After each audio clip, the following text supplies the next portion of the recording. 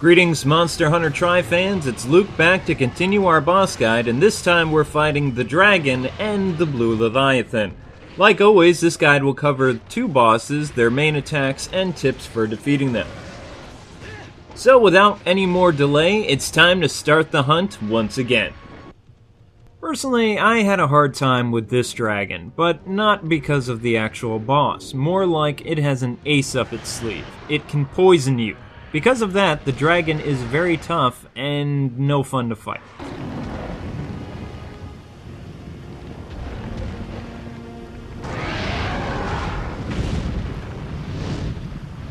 Antidote is an item you can't afford to be without for this battle, so make sure you have the means to make it and a ton of it on hand. Use the blue herb in place of the green one to make the blue potion. Don't forget nutrients and of course the Cha-Cha. And if you're bringing him, make sure he's using thunder or ice magic. Okay, attack number 1. Guess what? This beast also has a charge move, and it hits you pretty hard. Rolling away at the last second is your best defense. Attack number 2, the Fire Breath of Death. This move gives very little warning, and he can either shoot 1 or 3 fireballs at you at a time. If you're hit, you'll burst into flames, so that's not good. Luckily, the monster's aim isn't so good, so running away frantically is your best bet to survive. Sometimes you will get hit, and the fireball will take half your life. The other flame attack is like a big explosion and will kill you instantly if it connects. But relax, this move is rare and the accuracy isn't very good. Attack number 3. Wings here likes to fly a lot, so he has 2 main moves to watch out for. The most common one is he'll leap into the air and dive at you with his claws. The initial dive doesn't hurt you, but the claws are soaked in poison. So as soon as you get hit, well, guess what? You're poisoned. If you're poisoned, try to escape the area as fast as you can. If you can't manage to get out of this location, then use an antidote before you die from the poison. The other main attack has to do with hitting you with his tail while he's in the air, which he performs like this somersault. If the tail connects, it can either poison you or cause you to be dizzy. There's no real way of knowing, so advice for me is as soon as he's airborne, get out of range very quickly. Attack number 4. I hate this move. What the dragon does is knock you down, then continues to stomp on you. Your only means of escape is to button mash like a madman. If you don't manage to, then the dragon is going to kill you. The best way to get on the offensive in this fight is when he's shooting his fireballs at you, so go for his hind legs. You can also get behind him pretty easily during the fight. My biggest tips that I can pass on to all players is use tons of nutrients and traps for this fight. Especially the pitfall trap worked really well, as the dragon got stuck in the ground, giving you lots of time to slice and dice him. Removing the tail doesn't remove the creature's ability to use poison, but it's harder for his tail to connect with you now. Damaging the wings doesn't make the creature unable to fly, but I've noticed it's harder for it to do its poison claw dive. The key to victory is not getting poisoned a lot, which isn't as easy as it sounds. The creature goes to nap on top of the mountain, so just follow him up there and kill him.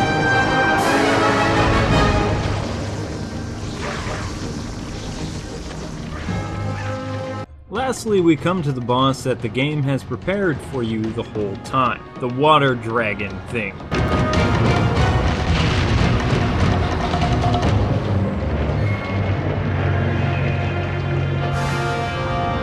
Like other water monsters, L has land and water attacks. Since most of you will encounter him in the water, we'll start there first. Attack number 1. Another lunge attack, but this one is a doozy. You know it's coming because the sea monster roars, then comes at you full speed ahead.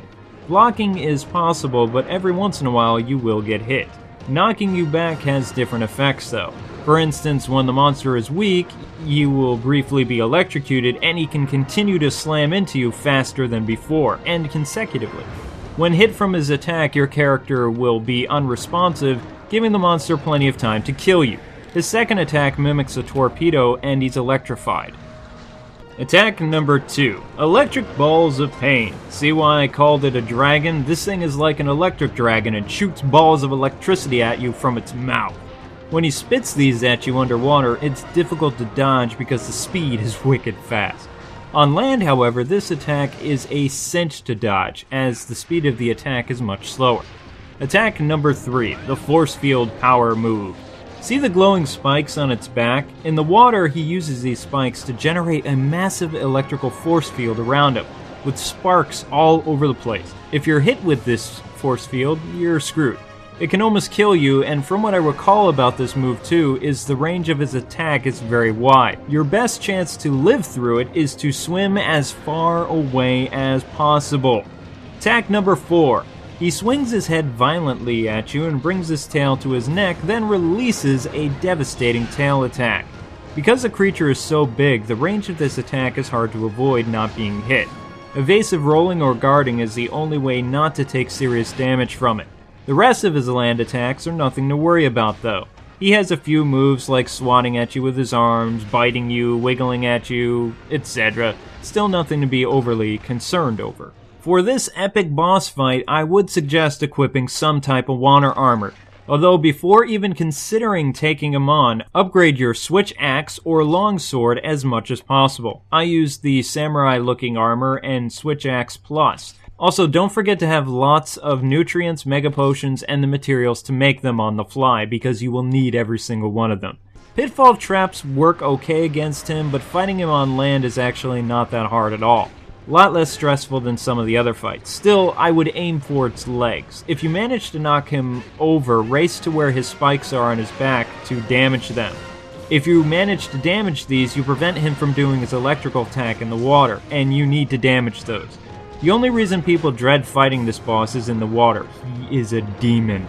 Since it's in the water, this creature's weakness involves getting it out of the water and using fire-based attacks on him if you have elemental weapons.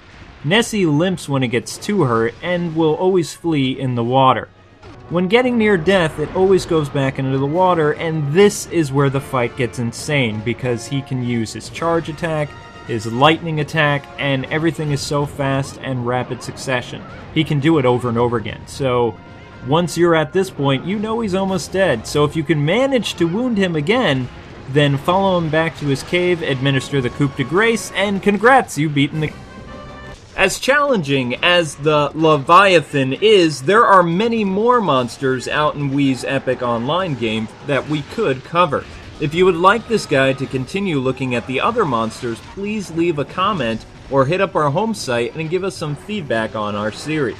This has been Luke from GameZone. My catchphrase as always is God bless and happy gaming. Thank you so much for taking the time to watch our guide series. And until we meet again, gamers.